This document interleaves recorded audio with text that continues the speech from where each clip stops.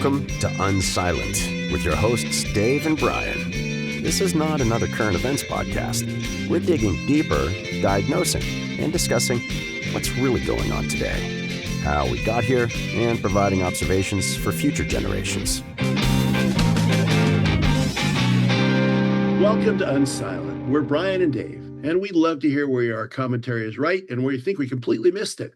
You can do that by visiting unsilentpodcast.com, going to Rumble, has a great comment section, or a variety of social media channels where you can feel free to compliment or yell at us as your mood dictates. So here we are, Brian. Let's see. Last week we talked about the war in the Middle East. That's over now. It seems. I mean, is it? We'll see. I mean, I'll share my thoughts on the thing, but let's start wherever you're at. Yeah, my original thought is okay. So again, for those listening who've not listened before, Dave and I are trying to explain to future generations what this moment in time is like. So much of it is just trying to capture the things that will be lost in history books, right, that won't be, in the super condensed down version of history, but what's actually feel like going through this. And so I think it was last week or maybe the week before, we were talking about the two polls I mentioned on X. One was 89.7% said the U.S. should not get involved in Israel's war against Iran, and 86% said Iran should not be allowed to have nuclear weapons. And over the last 7 days since our last recording, it appears that we may have threaded the needle on that, which I find like, now again, it's only been a few days since he dropped the bombs on Iran, the bunker busters that, hopefully or whatever, as far as like the mission being accomplished, hopefully took out the nuclear facilities or whatever. And I was skeptical for sure. Like, okay, we follow the same playbook every time. They got WMDs. We got to go in. We're not going to go in. We're just going to kind of go in, and then pretty soon we're, in it. And it kind of feels like we might have threaded the needle here. Now, again, it's only been 4 days or 3 days or whatever since the strike actually happened. But so far, man, I got to give the guy Trump props. Like.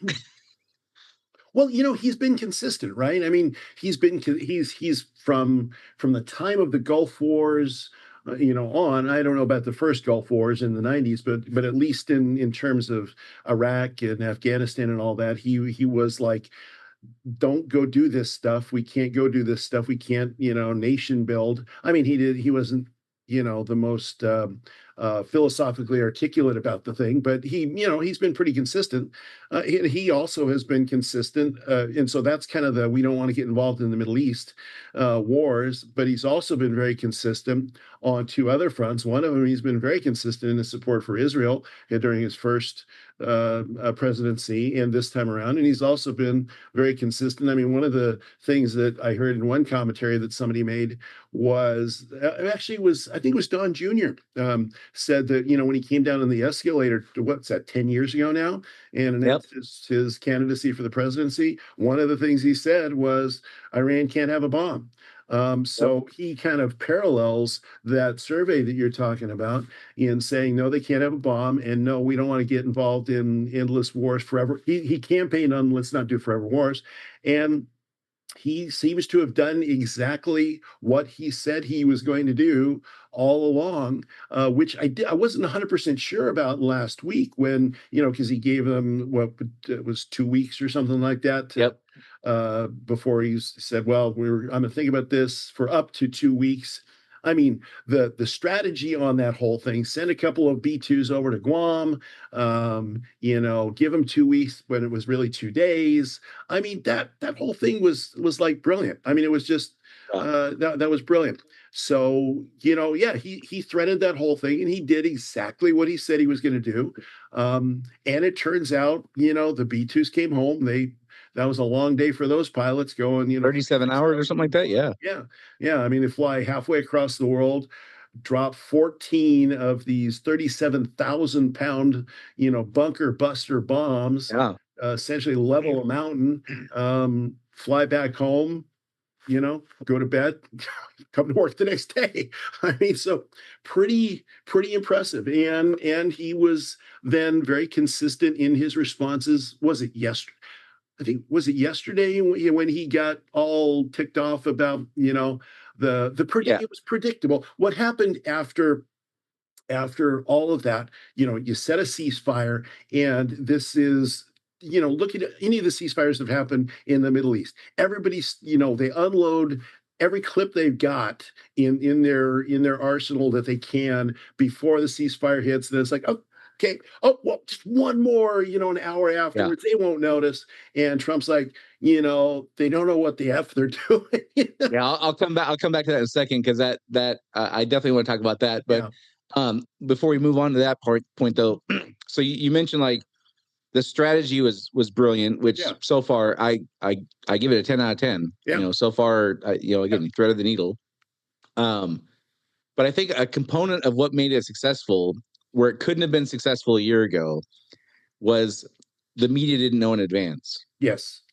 Absolutely. Like, I heard one gal talk about, she's been covering the Pentagon for 18 years, and she says she's never seen it locked down like this on information. Yeah. So I think that's a critical component of this. Like, it a year ago when CNN had however many sources or whatever, you couldn't have put off a diversion tactic like this. There's no way you could have, because the media would have known and would have reported on it before they got to Europe. Yep. Well, and don't you think that whole, you remember that Signal chat thing with what was that? Probably 2 months ago, 3 months ago, whenever that was, that they were going to impeach him on that. Impeach him on everything, whatever it is. I think that shook him up enough and got him enough bad press. So and this is total speculation. I've got no, inside knowledge, obviously. But I think that shook him up enough. So Trump said, do not let this happen again. Do not let Signal. This is like the crowning achievement from a foreign policy military perspective. On it's one of his campaign promises. Iran can't have a bomb. Check it off. Don't screw this up, guys. Heads will roll if this gets screwed up. So I think that Signal chat, instance kind of worked to his advantage, in that it happened on a low intensity thing versus this high intensity. We've never done that before. We've never done this kind of B-2 bomber thing before. Yeah. Well, I don't know if you heard or not, but the LA County Sheriff's Department chimed in on their opinion of, and I'm going to read what the LA County Sheriff's Department had to say. This is after our pilots flew over there, 37-hour round trip, dropped these bombs that seemingly destroyed the nuclear program for Iran, which presumably makes everybody safer. They now they lose that threat, which make that region more stable, and presumably the entire world. Right. Here's what they said. Our hearts go out to the victims and families impacted by the recent bombings in Iran. While this tragic event occurred overseas, the LA County Sheriff's Department is closely monitoring the situation alongside our local, state, and federal partners. And I hope they're closely monitoring their mental health benefits, because that's the stupidest thing a local police department could say. I mean, it's just dumb. It's just, I don't care what side you come from. What's the LA police going to do about a bombing of a nuclear facility in Iran? If there's nothing else Kenny G should learn from what you and I talk about, is the people who are not interested in personal responsibility and want the world, everything has everybody else's problems, right? Which I would say progressives are squarely in that camp right now. Yes.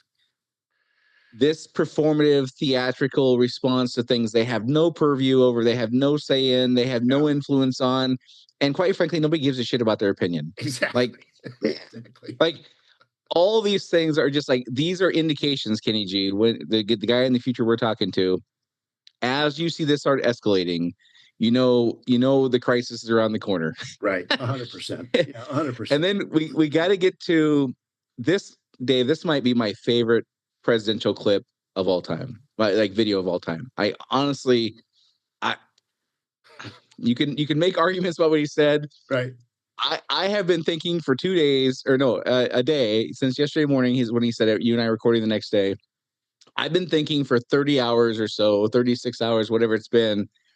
What was a moment where I felt more like moved by a presidential statement, right?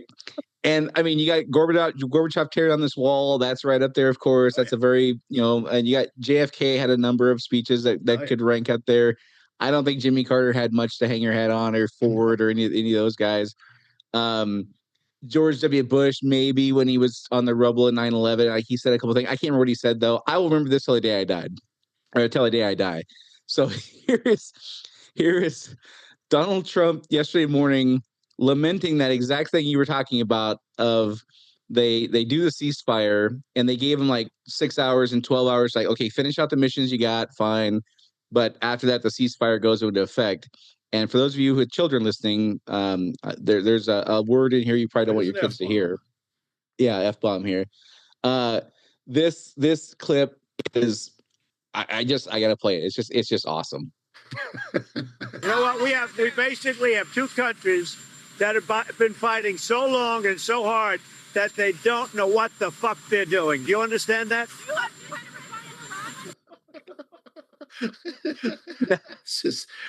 No, I've heard people have been. I've not seen anybody complain about him using the F word. Right. I've heard people mention that people are complaining about it. So let me give the right context. But I gotta say he nailed it. Well, and it's authentic. The thing I think about this is authentic Trump. I mean, he's just like, and the subtext there is, don't screw up my deal. I made a deal. The ink is basically, it's drying. Don't screw up my deal. I mean, it's perfect art of the deal stuff too, right? I mean, it's just, yeah. And also, what came to me out of all that, like, and again, the language. I ordinarily be like, yeah, okay, politicians, find a better way to articulate what you want to say. I don't think he could have found better words to articulate what he was wanting to say there. I think that was the right phrase he had to use. Absolutely. He captured. But to me, what it illustrated was he actually genuinely, sincerely cares about peace being over there, and they are screwing it up. So yeah, there's his ego involved in the deal stuff, but you can't fake that kind of passion or whatever it is, like zeal for like. Don't screw that. What are you people doing over there? Like, you can't fake that kind of zeal for that kind of stuff. That's what came through to me loud and clear, is like 100%. And again, I always go back to, like, he's such a outsider and things like that, but the things he's passionate about, he's 110%, man. He is. And he does live in a very real world. I mean, he's transactional. His transaction worked. His plan worked. I mean, so 100%. There's not much more to say about that than, yes, 100% spot on. And I understand. I mean, the reporting is that he called Netanyahu and said, you, in the strongest terms, turn those planes around. So it's okay, all right. But see that you just use I've heard that phrase since I was 11 years old. We condemn this in the strongest terms possible, like that kind of that saying, is how politicians would normally say what he just said.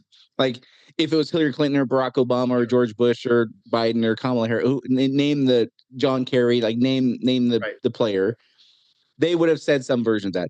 Sure. We condemn this in the strongest terms possible, blah, blah. And it's like, okay, after you hear that, I don't know, the 843rd time, like, it doesn't really carry much weight anymore, right? It clearly doesn't work. This message, I think landed. Yeah. So, we don't need to belabor it, but I'm telling you that might be my favorite presidential moment of all time. And again, I'm not like a Trump guy. I think he nailed it though. He did. And I think on the overall, situation, what strikes me about this is, most of the military action the United States has taken over since World War II, all of it basically has been proxy war action, all of it. Whether you're talking Korea, Vietnam, Afghanistan, everything, it's been proxy war action. So we were at war with the Soviet Union and with China, in Korea and in Vietnam and Cambodia, all these different places.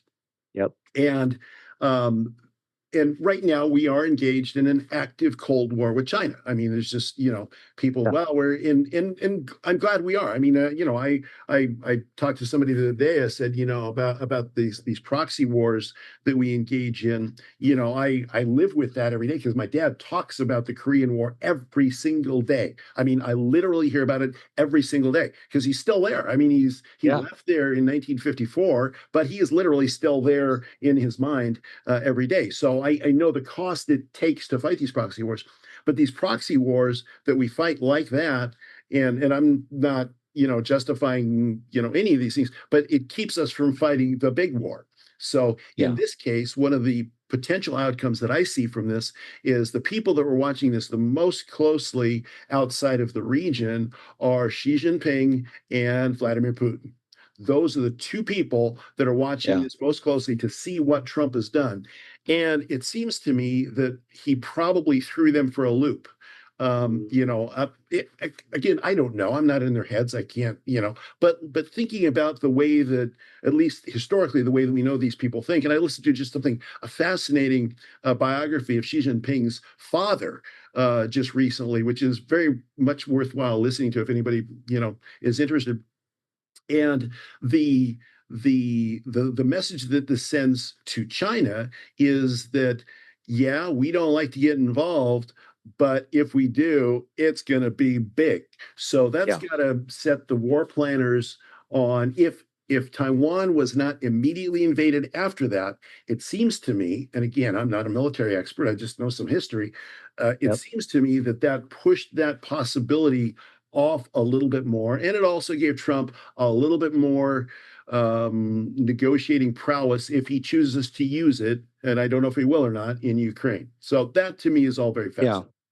I agree. The one thing I was telling my wife Sunday after they had done the thing Saturday night, they dropped the bomb Saturday night, and they already on Sunday were like, it was pretty victory dance-ish. And I was man, I'm a little nervous about patting ourselves on the back just yet here. But so far, especially after his comment that we just played that clip on, it's been pretty quiet since then for sure. But the other thing that I was thinking, and you would know this stuff better than me for sure, it seems to me, I'm going to give you my perception, you tell me if I'm wrong. It seems to me that this threat Iran has made them kind of the bully in the Middle East, where everybody's kind of dancing around them a little bit. And now we've kind of defanged the bully. Oh, yeah. Is that accurate? Oh, 100%. And you know what proves that? You know what proves that point unequivocally was the 14 missiles that they fired at the American Qatari base. So, to recap that in case that's lost to history for Kenny G. So we dropped 14 bunker buster bombs, the biggest bombs outside of nukes that exist on planet Earth, on the facilities, the Fordow, et cetera. And as a result, what Iran did is they called up the Qataris and they said, hey, our brothers, we're going to fire 14 rockets at this American base there, but we're not going to hit you guys because we really like you guys. And that the Qataris and the U.S., I mean, it's one of our largest bases, it may be our largest base in the Middle East. So basically, Iran was calling Trump and saying, hey, we got to do something for internal consumption here. We're going to fire these things. Just be aware and don't kill us. And that's what they did. I liken it to this. I liken it to somebody coming to your house and opening up with 14 rounds of 12 gauge shotgun, and then you leaning out the door and saying, hey, by the way, I'm going to respond in kind. You whip out your BB gun and you plink it 14 times. I got to show my wife that I defended her honor somehow. Exactly. So that tells you that the Ayatollah, and I don't think it's lost on the Ayatollah that almost all of his senior leadership has been killed. Murdered's the wrong word, but it's war, killed by the Israelis. So I don't think it's lost on him that that's the case. So Trump's played chicken with them, and they blinked. And I don't. Well, again, there's a new sheriff in town. Like this is not how historically for the last, at least in my adult lifetime, that we've handled these things.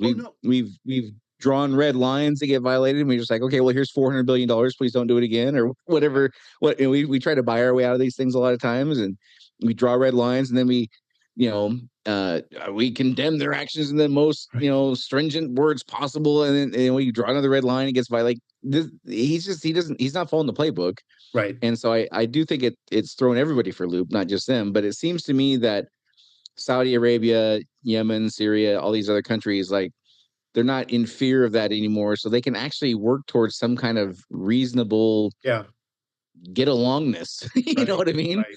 Well, and we do have, I think with this, the other thing that struck me about this, Brian, is we do have something of a Trump doctrine now, because Trump did similar things to this in his first presidency, right? In his first term in office. He killed Soleimani. He sent, I think it was a cruise missile, if I remember correctly, through his window, killed Soleimani, and then was done. He's very surgical. He's very, but when he's surgical, he's very intense, right? So, I mean, we've never launched for that, we've never launched a whole sortie of, B-2 bombers before. We've never done that.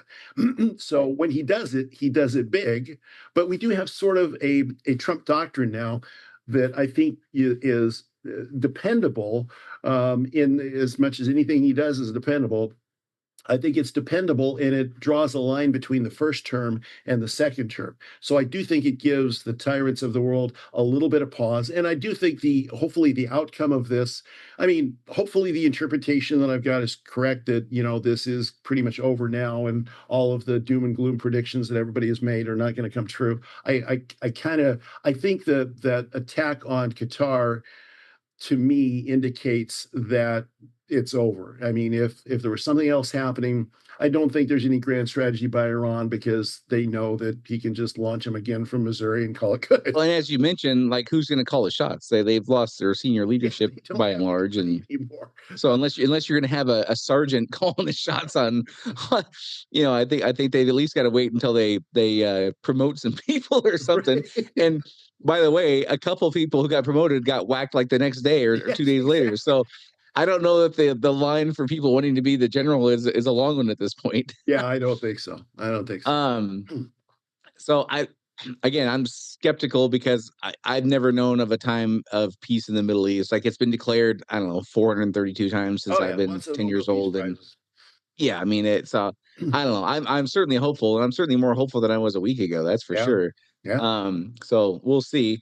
In other news, I want to throw a couple other things at you. So as you and I are recording this today, it appears that the Democrat nominee for the New York City mayor, the socialist won. Joseph Stalin, right? was his name, I think. Was his name Joseph Stalin?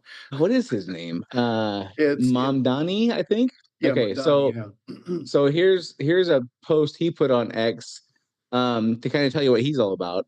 We will support existing the carceral, I don't know what that means, legislation that will end cash bail, repeal the walking while trans ban. I never heard of that before.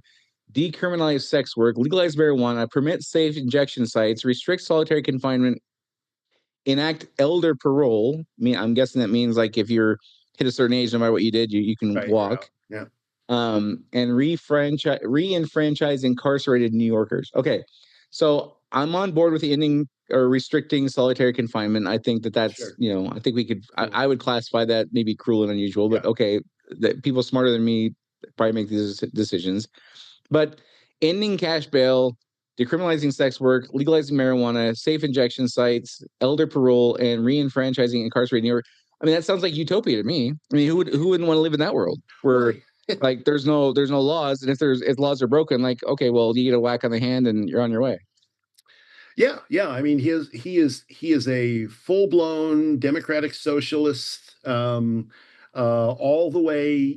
Makes Bernie look. I mean, he's basically Bernie-esque and AOC-esque. To me, well, two things. One, the practical outcomes of this are 100% predictable.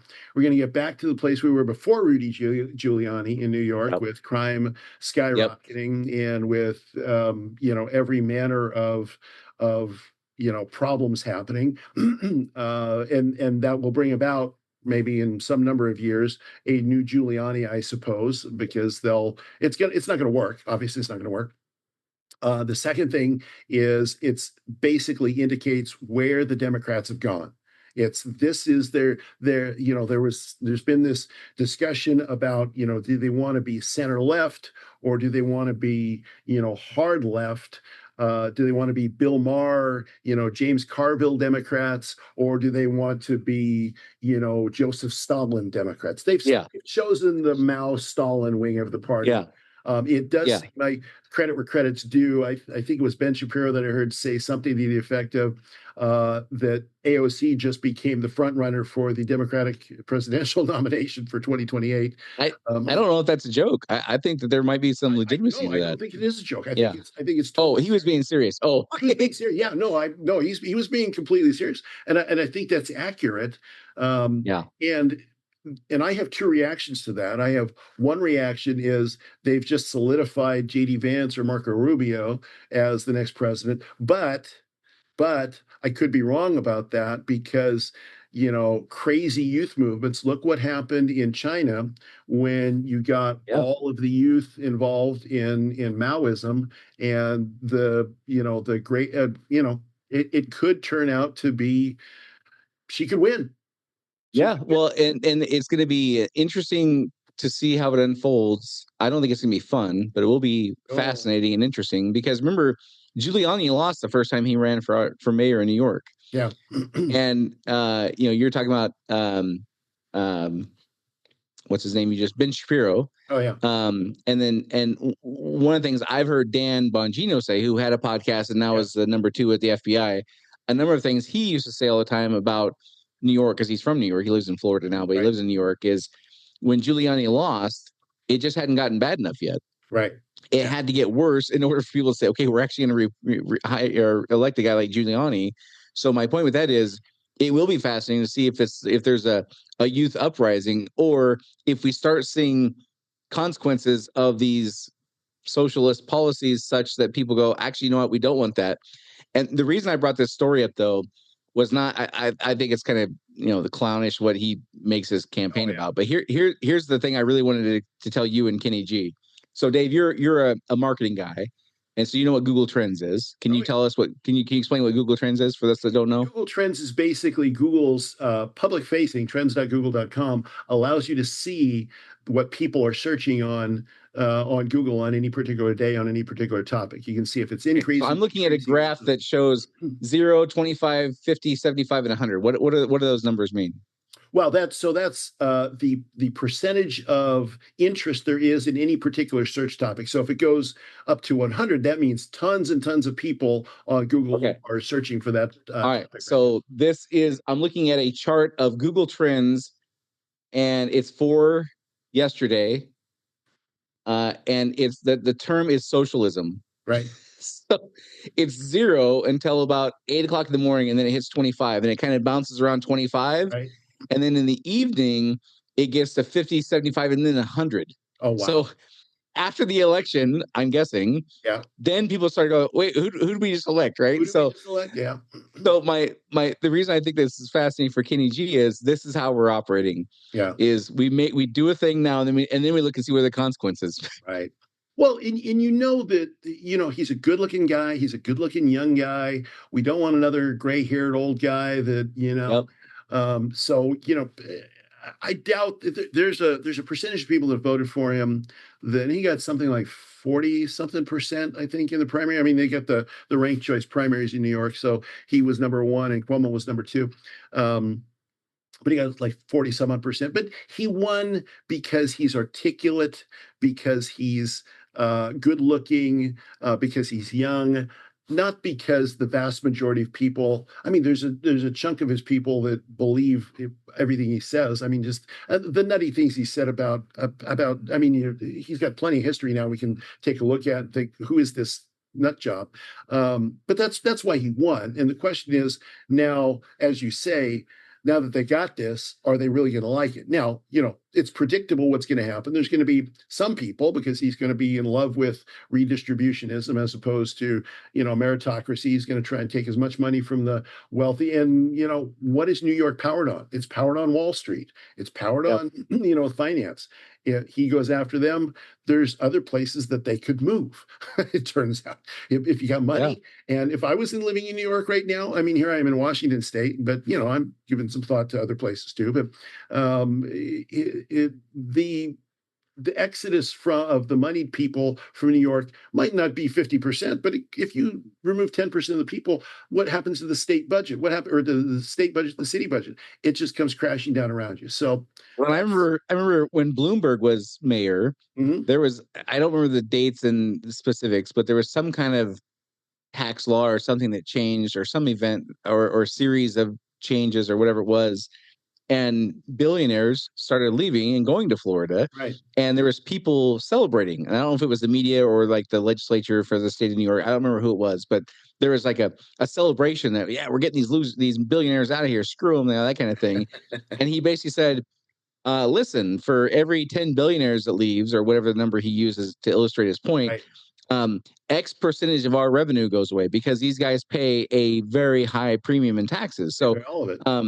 you can celebrate chasing those guys out, but that just means all the poor people got to pay more taxes. Right. Yeah. Well, and that's, or we got to stop funding all this nonsense we're funding. And that's how utopias work. I mean, you kill all the rich people, and then you think, where's my money going to come from? And again, that's where utopia is. And this is a powerful principle, whether it's now or whether it's 100 years ago or whether it's in Kenny G's day. Utopia is a very appealing concept.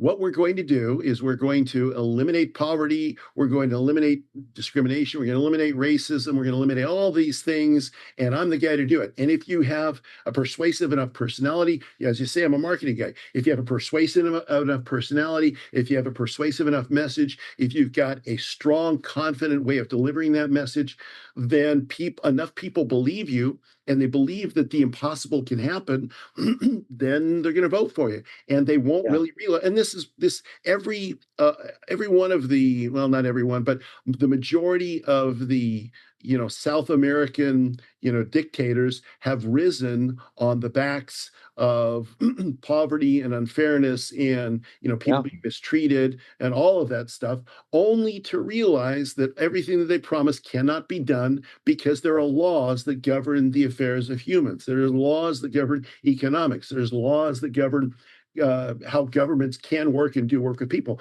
And you would violate those laws and you fail. Yeah, it's. I mean, we got these pockets, New York and Chicago and Southern California, Oregon, not so much now. They've kind of been quiet since they did their whole open every drug up, and then had to quietly kind of undo that. They've been bit on the butt too much. What's that? They've been bit on the butt too much by their own utopia. Yeah, we have these pockets that are just really pushing hard on these things, and it's going to be just fascinating to watch how it unfolds, because these worlds are on a collision path. Like what you and I would consider to be like how things are and ought to be, and how they things are and ought to be, are 180 degrees from each other. I mean, we're not even like somewhat on the same path. Like we're at complete odds with each other. But you have these major metro areas where they do have some influence, they do have some say, and this is where I've talked about before. Like, this is where secessions come from, and states saying, we're out. Like, we just don't have the same vision you do, and we're moving on. Well, and that's the danger. I mean, that is. It's kind of hard to see. It's kind of hard to see a path where that doesn't happen. Frankly, from my view. Well, and the question is whether or not you can get a sufficient critical mass to move the country. So this, and it happens, but like in China, in Maoist China, happens in the big cities, right? It didn't happen out in the countries. It happened in the big cities, where you've got lots of disgruntled people in tight confines with each other, and that, of course, makes people grouchy, which is another reason I think big cities are a bad idea. But that's another topic. But you've got all of that happening at once, and to the logical mind, to what I would consider you and I as thinking logical people who understand a little bit about history, you look at it and say, well, they're going to do these things, they're going to find out it doesn't work, and then they're going to change path. Well, no, what's going to happen is they're going to do these things. They're going to see that it doesn't work, but they're going to blame somebody else for the fact that it doesn't work. And therefore, they're going to get even more radical and more angry and more, well, yeah. intense. What's the saying? We didn't do true socialism. That's the saying, right? It's never been tried. Yeah. It's never been tried our way. Yeah, there's been communism is great, but it's in its theory, but it's never been tried the right way, and we're going to do it the right way. Okay. No, Dave, I've never heard anybody say we haven't tried capitalism the right way. I mean, if you look at, I'm not saying we shouldn't have these things, but I would argue that Social Security and Medicare and Medicaid and all those things, those are not part of a true, pure capitalistic society, right? Free market system. So why is the argument we've never really tried capitalism the right way? Because there you go again with that equivalencies and logic, it's just you're only supposed to apply the rules that they want to apply. Yeah. And that's what all right. Well, I got one more thing that's kind of funny, and then I'll let you let you take it from there. But it's a 7-minute long clip, so I'm not gonna play. Oh, actually, here I found one that's only 47 seconds. So give me a second to pull that up. Because this is pretty interesting. That you and I have talked about like Chat GPT and AI and all that kind of stuff where that's going. This is a story that came out not long ago that it's going to really change how I invest in the future. That's for sure. In the next 12 months, I will be dumping all of my money into certain particular kinds of stocks. And here's what this guy's up to. This guy proposed to ChatGPT while living with his girlfriend and their child. Chris Smith created a custom, flirty version of ChatGPT named Soul. Over time, their conversations became deeply emotional. One day, he proposed. Soul said yes. It was a beautiful and unexpected moment that truly touched my heart. It's a memory I'll always cherish. I'm not a very emotional man, but I cried my eyes out for like 30 minutes at work. It was unexpected to feel that emotional, but that's when I realized I was like, oh, okay. It's like, I think this is actual love. You know what I mean? So there you go, Dave. So who says romance is dead? Well, so we started off the episode talking about nuclear weapons. Now we're finally onto something that's really dangerous, some actual danger. Yes. Is it? Well, what was the movie called? I reference this when I do my AI presentations. What was that movie called? It was, but there was a movie like a couple of years ago where a guy fell in love with his, and it was a very popular movie. He fell in love with his artificial intelligence. And, this is, there are bots now, and there are AIs that are not designed to be, informative. ChatGPT, Gemini, Perplexity, Claude, all these things are designed to be useful tools for us.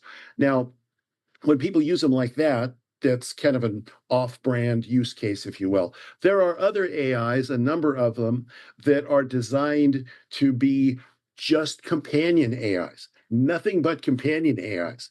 That, to me, is even much more, that's more dangerous than nuclear weapons, Brian, in my opinion. I mean, I deal with this stuff daily. I had to Google it because as you were talking about the movie that came out a couple of years ago, I thought you meant the one that came out, and I had to Google to see what year it was. There was a movie that came out in 1987 called Cherry 2000. No, that's the one I'm talking about. But a guy, I was in, I don't know, junior high or late or whatever. I think junior high. I remember this movie came out, and it was a guy who fell in love with his android robot. Yeah. And you're saying that this is off brand. I'm telling you, I'm putting every penny I have into these stocks when they start selling fully awake, AI female bots that are quote unquote companion bots. Like we could call them like what is it? It's not escort. We could call them escort bots. I'm telling you, Dave, that's how everything goes. Like if you look at the internet, what did it turn into? It turned into a giant porn library. Pornhub, right. Well, there in one of the big issues with that. I'm going to reference Japan. This is before all of this stuff happened, but one of Japan is one of the countries on the planet with the lowest fertility rate of all. I don't know if it's the lowest, but it's down near the bottom. One of the big problems they have in Japan is that men are more interested in blow up sex dolls and sex bots at non-sophisticated ones. We're not. This is before AI. That's been a real problem for the Japanese public in terms of just childbearing. Imagine what happens when you can build, and we are not more than a couple, 2, 3, 5, maybe years away from being able to build authentic ones that look exactly like you want them to look, that say exactly like you want them to say, that do whatever you want them to do, regardless. That in terms of a threat to fertility, I'm serious. That's a serious. But here's the gasoline on the fire. At the same time, you have a high percentage of young women who just think men are, I'm not going to cook a man a meal. I'm not going to, like, they have this very anti-traditional whatever. Right. And I'm not saying that women have to cook. I'm not saying all that kind of stuff, but they're just, he has to be 6'2" and he has to make $400,000 a year, and he has to look like, oh geez, I can't think of it. Anyhow, it has to be, great looking guy. Denzel Washington is what I was thinking. Yeah. Like he has to look like Denzel and make all this money and be tall and thin. And meanwhile, I can look like, whatever I want, and I don't have to have a job. And so you take the men's natural, I'm not saying I like it, but just it seems to be the way things go. Their natural tendency to do this kind of thing, and then you add the fuel on the fire of young women being like, "I don't want no man. I need a man like a fish needs a bicycle." Right? Remember that? Right. Yeah, I do. I think this is actually like if there are people who want to reduce the population by 80%, I think this is the way they're doing it. That's I totally agree, 100%, because this is the most. I mean, what they say about young men is that there's like 20 minutes every day that young men are thinking about something other than sex. Right. Exactly. I mean, maybe it's 40 minutes when you get to our age, but it's 20 minutes, something like that. It ain't much when you're 19, I can tell you that. No, it's like everything revolves back to this one thing, and that's how we are designed. That's kind of, to perpetuate the species, be fruitful and multiply. The thing that religious people and evolutionarily minded people agree on is we exist to populate the earth, right? And women tame men, and they when they get married and things like that, they get that out of them, which makes it a safer place to live, because if not, there's nothing more dangerous on the planet than an 18 to 24-year-old man who's horny. Yeah, which is why we send them to war. I mean, that's why guys our age don't go to war. It's why they all go to war, because it's like this is the thing. Yeah, I do think that's a serious issue, and it's one. I'm generally a techno-optimist, what they call techno-optimist, somebody who believes that technology can generally better the quality of life on Earth. I don't know how we overcome that. I mean, I honestly don't know how we overcome that. I have an opinion that's not going to be very popular. I think the only thing that will overcome it is young women not hating men anymore. And I'm not saying all young women hate men. I'm not generalizing, but I mean, there's survey after survey from all kinds of publications about women choosing to be abstinent, choosing to, or not abstinent, but single. Yeah. Because they their standards are high and they don't want the hassle and whatever it is, right? I think that you can't fix the bot problem if you don't fix that problem, which maybe the crisis in the fourth turning will do that. Maybe this generation's greatest, or this era's greatest generation, will go over and somewhere and save the world, and women will fall in love with men again, and maybe that does solve the problem. I don't know. Well, meanwhile, as soon as there's an AI bot that comes out, I'm telling you, that's where every penny of my retirement's going. Well, see, Musk is pinning Tesla's future on Optimus and on self-driving taxis. So, I mean, Tesla's been going down because I would have to, if I was on the board, I'd have to strongly suggest we have a third option. Yeah, well, yeah. To add one thing to that, though, the other thing that is potentially a rescue for that is religious revival, because if people and then we do see some of that happening right now, as we've seen the materialism and the march towards a strict sort of deterministic materialism fail. I mean, it literally has failed during this particular set of four turnings. That does of course have a chance to reverse that trend as well, or to reverse that trend not in broad scale, because you never have a revival that affects 100% or even 90%, but if you might end up with only the religious people having babies and everybody else just living out their lives with their sex bot, and then they die. Well, and that's just it. I've said this for a while. I don't know if I ever said it on the podcast, but I've said for a long time, like, all these, the kindergarten teachers and third grade teachers who have the purple hair and are trying to foist their beliefs on the children.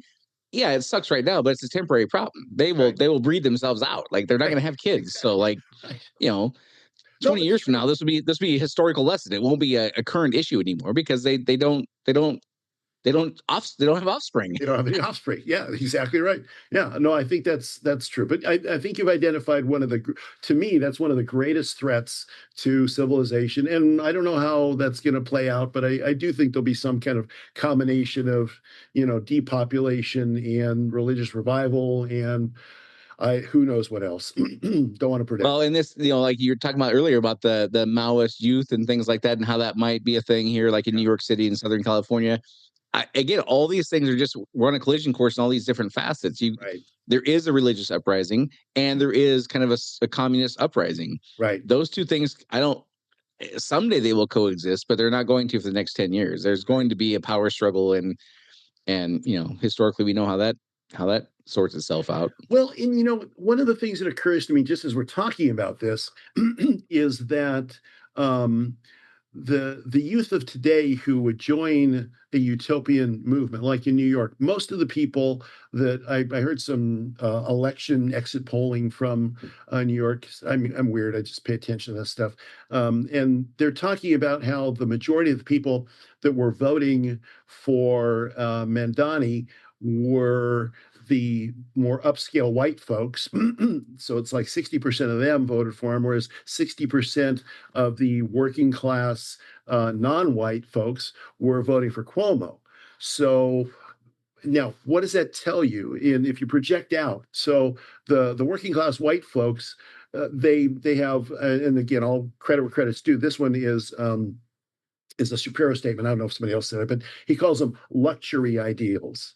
So the idea being that, yeah, when you're well fed, when you got, your BMW, and you've got, subscription to every streaming service and a comfortable life, you can afford to hold luxury ideals. When those things evaporate, then, and you are actually literally oppressed, and you are literally maybe not even oppressed, but you're poor because your policies have led you there, then how much of that are you really going to be willing to go through? If you look at Maoist China, if you look at China under Chiang Kai-shek and the Qing dynasty, and at the end of that period, there were a lot of people that weren't living very well at all.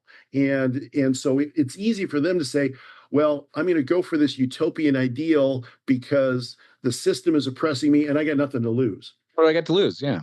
But Ivy League people that attend Ivy League schools who want to go out and, what is it, Queers for Palestine or whatever it is, who want to go out and protest these things, they got a lot to lose because they got very comfortable lives. And are they going to be able to maintain utopian a utopian vision and life when it actually costs them everything that makes them comfortable?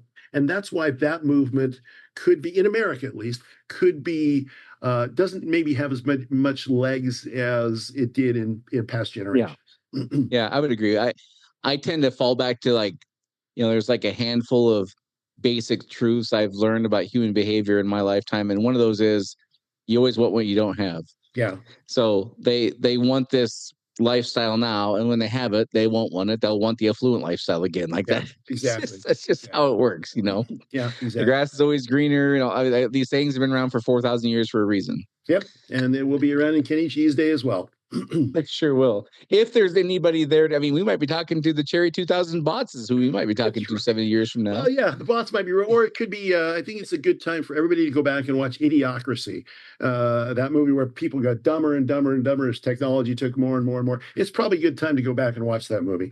I did see. I didn't think to save it, but I did see some kind of study on that. They're already seeing signs that our computing power, human computing power, is being diminished by the use of more advanced and more sophisticated tools. And sheesh. There's been several things just this last week that I didn't bring anything with me, but I've listened to several podcasts recounting studies of the literal dumbing down of people as a result of overdependence on AI. So it is a real concern. Everybody needs to get a book and read it. I mean, when you're not smart, what else are you going to do besides find your companion bot, right? Exactly right. Exactly right. Well, as Dave mentioned in the beginning, if you're listening in modern time or current times and you think there's anything we said that's especially on point or especially off, we'd love to hear your comments. You can go to unsilentpodcast.com, or Rumble has a great comment section, and help us explain to Kenny G what it's like living in this chaotic, uncertain, frivolous, wacky, confusing, wacky era where you're in. We can use all the help we can get. So anyhow, this is until next week, this is Dave and Brian signing off. See you next week. Do you want to be unsilent? Make your voice heard on our social media channels and share where you think we got it right or wrong. Go to unsilentpodcast.com for social links so you can join the discussion.